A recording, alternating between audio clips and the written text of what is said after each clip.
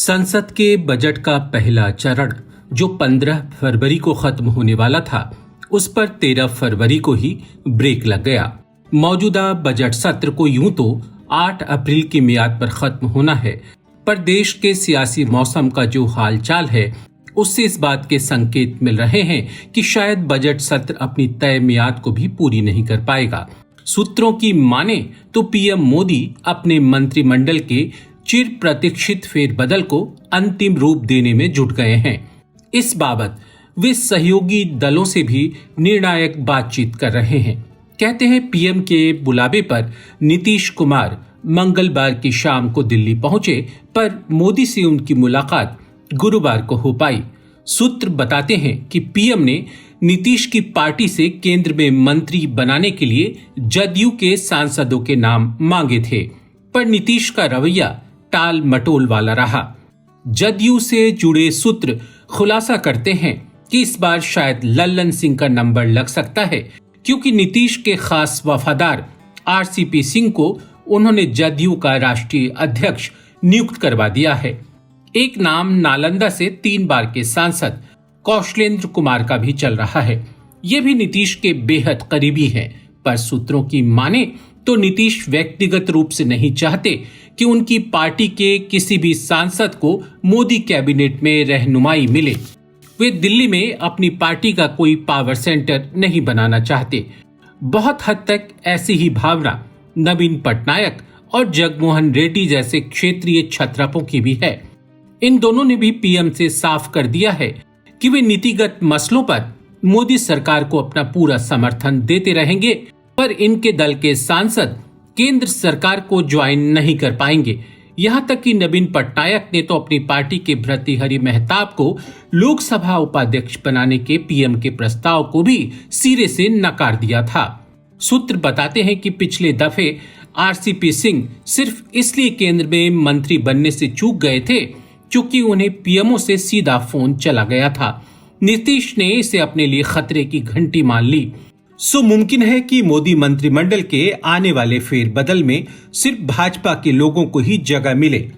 मोदी मंत्रिमंडल के आने वाले फेरबदल में संघ की भी एक महत्वपूर्ण भूमिका हो सकती है। इतना ही नहीं, भाजपा संसदीय दल को भी एक नया चेहरा मोहरा देने में संघ की चल सकती है। पिछले माह जनवरी में जब राष्ट्रीय स्वयंसेवक संघ की समन्वय बैठक अहमदाबाद में आहूत थी, तो उसमें भाजपा के राष्ट्रीय अध्यक्ष जेपी नड्डा को खास तौर पर न्योता गया था। भाजपा के संगठन मंत्री बीएल संतोष भी उस बैठक में मौजूद थे।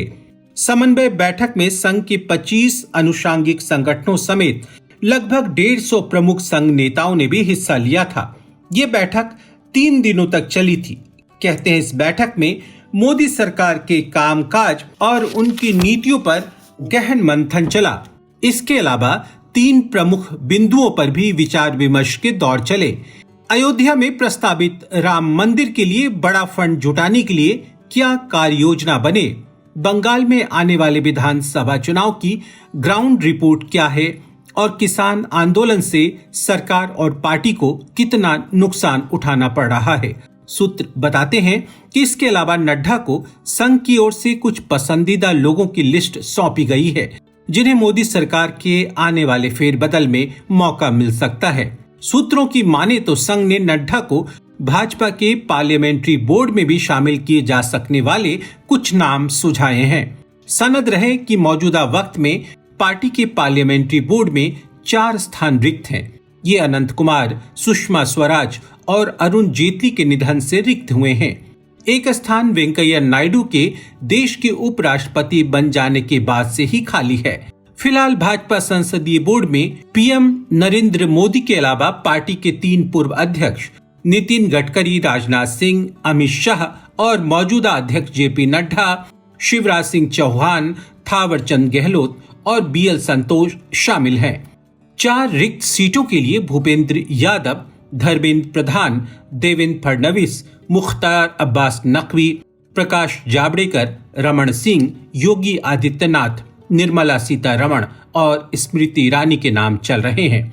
यूपी के मुख्यमंत्री योगी से फिलहाल पार्टी नेतृत्व इतना सहज नहीं दिख रहा है, चूंकि किसान आंदोलन को हैंडल करने में उन्होंने किंचित जल्दबाजी दिखा दी, नहीं तो 28 जनवरी की रात को ही किसान आंदोलन खत्म हो सकता था, ऐसा पार्टी हाईकमान का मानना है। सो योगी के नाम पर फिलहाल संशय बना हुआ है। हमारी वीडियोस को देखने के बाद लाइक और सब्सक्राइब करना बिल्कुल ना भूलें।